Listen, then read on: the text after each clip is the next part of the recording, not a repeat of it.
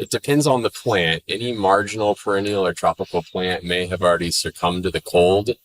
Um, we do have wind blowing right now and plants still nights when the air is allowed to settle and the leaves to freeze. So as the wind dies down and it gets colder, we highly recommend mulching and covering your plants with a cloth of some sort, like freeze cloth. You don't want to use plastic. Plastic can do more harm than good. So you can visit a local nursery and get freeze cloth, or you can use a towel or sheet. And the key to covering a plant is to completely cover the plant and make sure that it has a firm seal against the ground. The idea is to trap the heat of the earth underneath the sheet and create a little mini greenhouse, which will protect the roots. Oftentimes when we have cold snaps like this in San Antonio, the plants will come back from the roots, generally speaking, if they're protected. So the plants that you bring inside, are you supposed to continually to water them normally, or like make sure they're placed by a window with sunlight?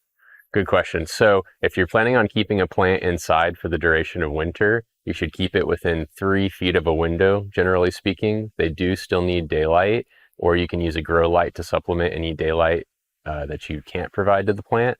It's also important to scale back watering because the plants will use less water inside, and they become quite susceptible to overwatering and root rot if you water them like you did outside when you move them inside. Sorry about that.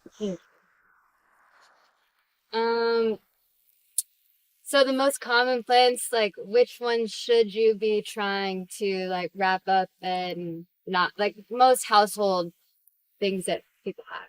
Yeah, good question. So if you've visited a reputable nursery or have a reputable landscaper, oftentimes they'll suggest native plants or hardy plants, and those are definitely what you want to start with. So behind us, we have this bed of native plants, and we're not going to do any freeze protecting on this bed. Every plant here should come back from its roots reliably. If you're unsure, it's always best to cover it just in case or bring it inside. But any tropical type plant like a bougainvillea, maybe a hibiscus, anything that you're not quite sure about, it's best to protect. Otherwise, they may succumb to the cold. We're down into the 20s at this point, and you will lose any marginal tropical plant in this weather. That's pretty much it. If I haven't asked anything that you think is important for the common viewer to know. Yeah. It's really important to water your plants before cold snaps. Whenever they're well hydrated, they can withstand a few degrees more. It adds to their cold tolerance. So before you, let me start over. So when you water the plants, it adds a few degrees of cold tolerance. So before a cold snap, it's always best to go out and soak the plant.